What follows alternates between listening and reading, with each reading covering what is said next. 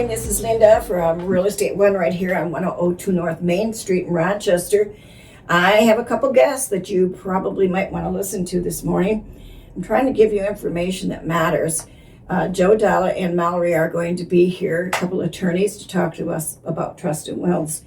If you have a trust and a will, or a will, you might have them look at it and make sure that it's up to date. I did mine and I was amazed how many mistakes that I probably would have not liked because I hadn't changed it for a period of time. It's not as costly as you think.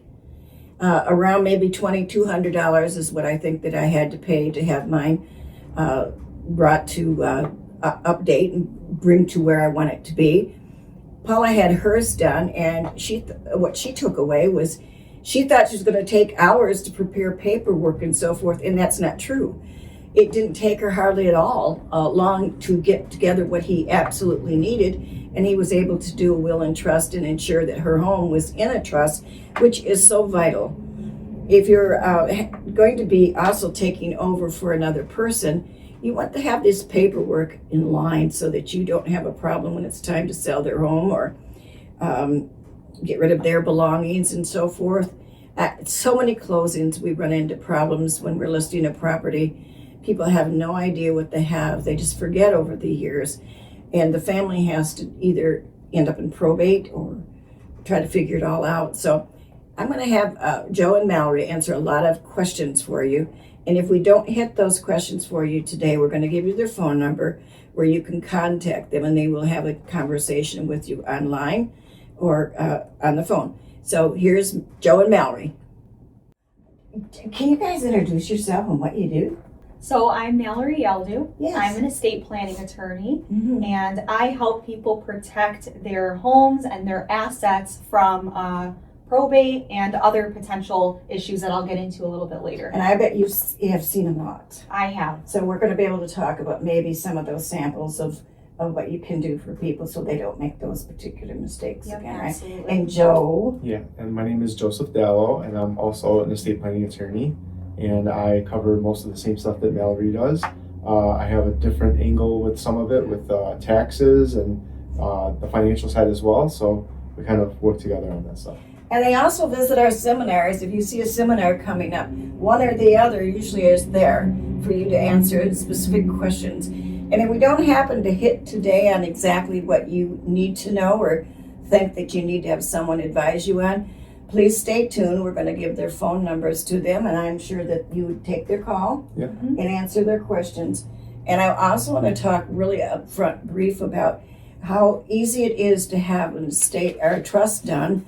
And everybody thinks it's hours and hours of you getting prep, but it's not, is it? No. So just talk about the prep a little bit for people that want to have a new trust or one brought to date.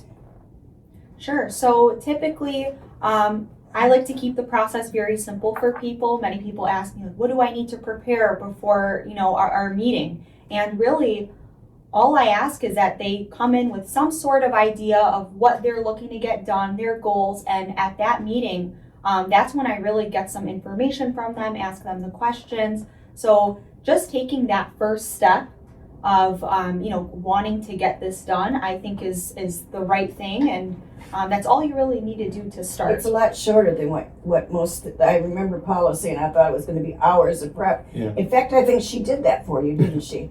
Yes. Didn't she even need did to way do more. it. And don't you think that's why some people don't get it done?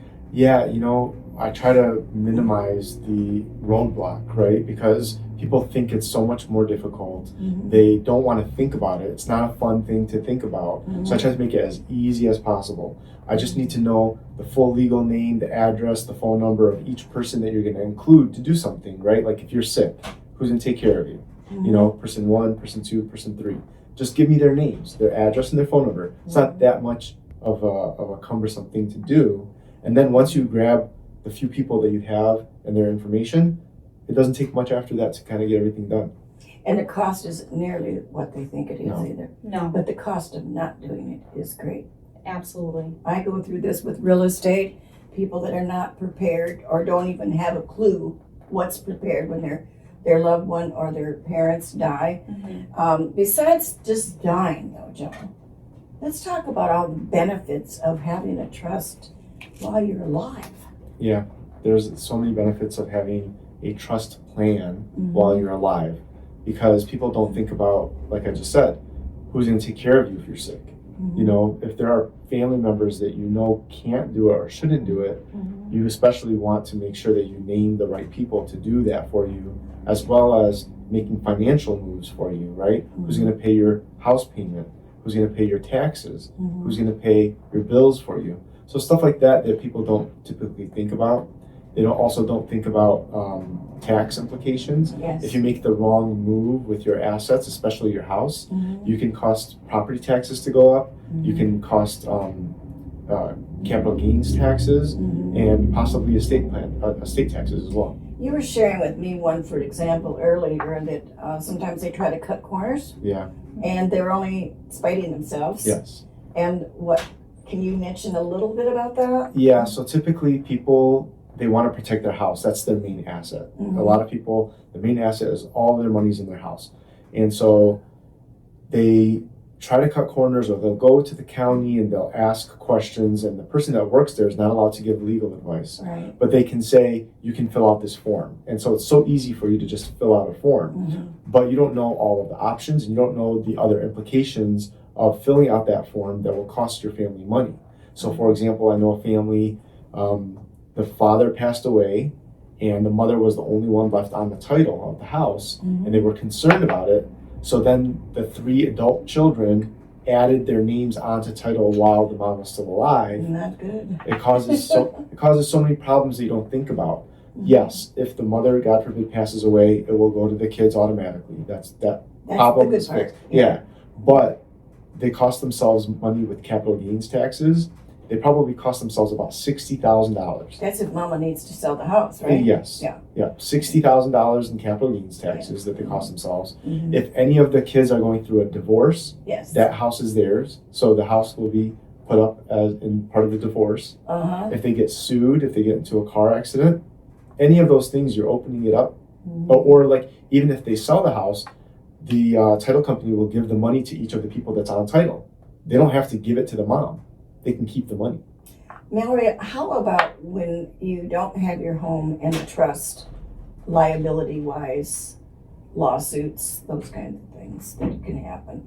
How does that protect their house while they're still living in it? So the way a trust can protect the house liability-wise is especially from probate. So while they're alive, the trust itself can have some protections. The protections are more so for their beneficiaries that they've named. So if they're planning on passing this home down to their children, what's nice about the trust is it does provide some tax benefits, like Joe mentioned. There are tax benefits that come with it. You can save money on capital gains taxes and potentially property taxes as well.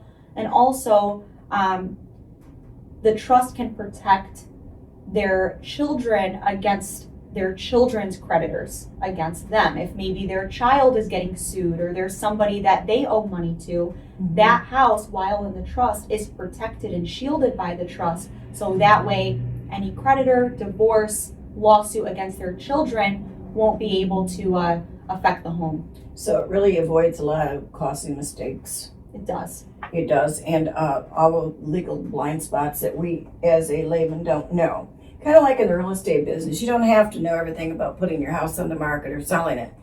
You just have to know that you can trust the person that's handling it to know and put that information before you so you can make good choices. That would be the same with you. You have to have someone that really has your interest at heart, and you both have family and loved ones, so you know what those things look like. Beyond the legality of being an attorney, things that maybe they didn't think about that they should think about. I know that you said that they could ask what they need, and I also believe that you're going to also advise them about things they know not of. Is that correct? That's correct. There's actually a lot of times where I get into a meeting with clients and we start talking about things and they're like, oh man, I didn't even think about that. And it's really because, like you said, we're also coming from a perspective of not just being attorneys, but we know what to look out for because we're also thinking about how we would protect our own families, if they were to experience this or go through this. So we definitely look at things from all angles to try and protect as much as possible. I bet that comes from experience of watching what's happened to others as well. Absolutely. Can you name a couple things that's been an ugly story, perhaps, that because they did not have everything in place or lack of knowledge, we're going to put? Yeah.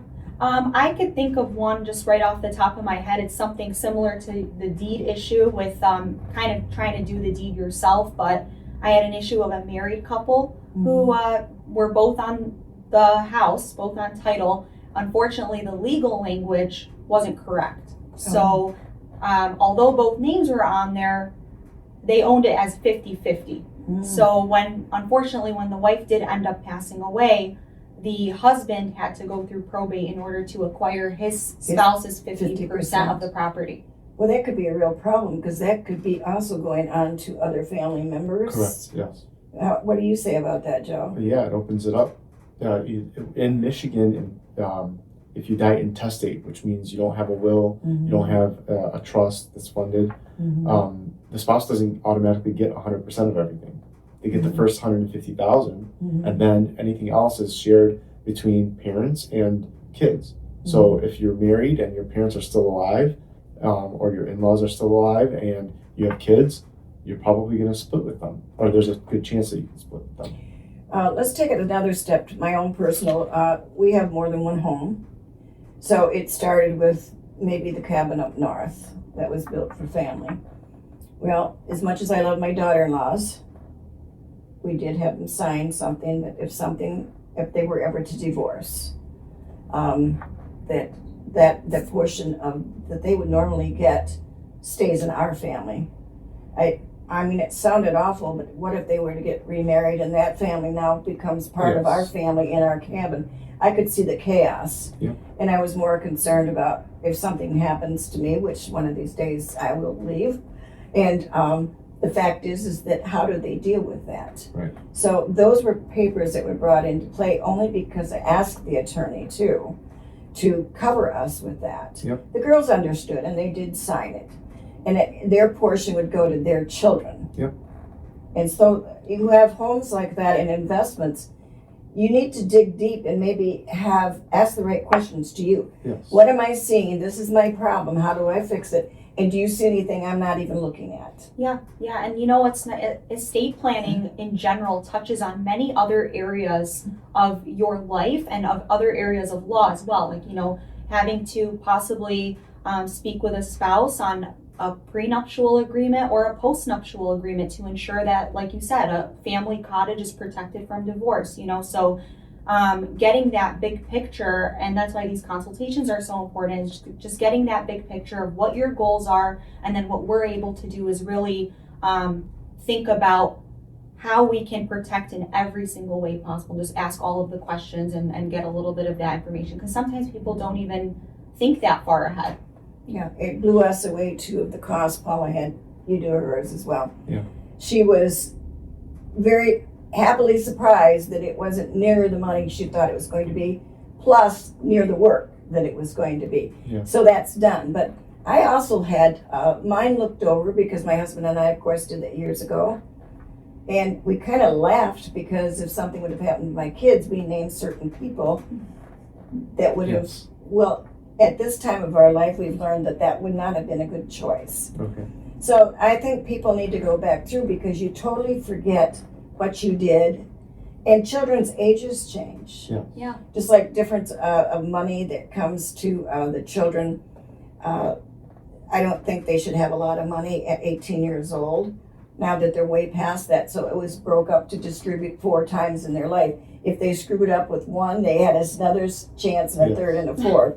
So things like that could be thought out too. And it takes a little bit of thought. But if you've already been through this with so many people, you can teach us quickly. Have you thought about? Yeah. And have you thought about, Yep. So I just think it's marvelous that we need to invite people to either call you and revamp over what they've already done, or say, I guess the biggest one when we do the seminars is I can't believe how many people thinks the will's enough. Oh, yeah. Let's Yeah. talk about that. The Yeah. will is not enough, is it? It's not. That's a common misconception that just a will alone will protect everything you have, but unfortunately a will still goes through probate. So all of those assets still have to go through the probate process, and then so it's not fully protected. What kind of problems does that present? Time? Definitely time. It takes a lot of time to go through the probate process. It is expensive. And honestly, that's when we see a lot of family disputes arise. And during that time, when you're dealing with the loss of a family member, you don't want to be having disputes with your family. And I'm sure that family member that passed didn't want their family to be left with issues. No. So those are some of the larger problems. I would think that they would need money to function until things were solved too. Well, that too. Yeah, and that would tie up money for a long time, right? I had a friend that her father owned a business that was their only source of income for the family, and they had to go to probate court, and they couldn't get any money from the business Oh my goodness. during that time period. Yep. So I'm sure Which you was have over a year. suggestions for that too, right? Yes. I could think of a few things that they should have some money on the side somewhere. Yes, yes. It's Money on the protecting side, paperwork that says if I die, my family gets shares in the business and stuff like that. Mm-hmm. So those particular things could cause it to be a little more time to do. Right. But it still wouldn't take more than a week to pull all that together, would it? Yeah, usually I tell people about 2 weeks, 2 but weeks. I mean if I need to get it done sooner, I can push it. So 2 weeks of your life can save. You look back, especially as I age, I watch people work so hard for what they've had over their life. When they call me to list a property that the parent has just died, I feel obligated to protect and honor all they did Yes. to make that happen. Yeah. Whether they're gone or not, let's protect it. Whether the children choose to protect it, let's honor it and protect that person and make sure that they get all that they can get. Yeah. I think that's a really good thing. That I feel good about that anyway. So how would they get a hold of you, Mallory, if they wanted to have some conversation with you? Well, typically I would say a phone call or email is the easiest way to start. And what would that be? So my phone number is 248-246-1888. And my email is a little bit long, but it is Mallory, Mallory, at Yaldo, Yald as in dog, O, estateplanning.com. We'll have that on screen for everybody. And what Perfect. about you, Joe? Yeah, so preferably my phone. It's 248-914-8146. My email address is joe@dalloestateplanning.com. And of course, I'm Linda Rea, and I am at 248-709-3786. Love to give you some information on table talks that matter. Hope you have a great day. Bye-bye.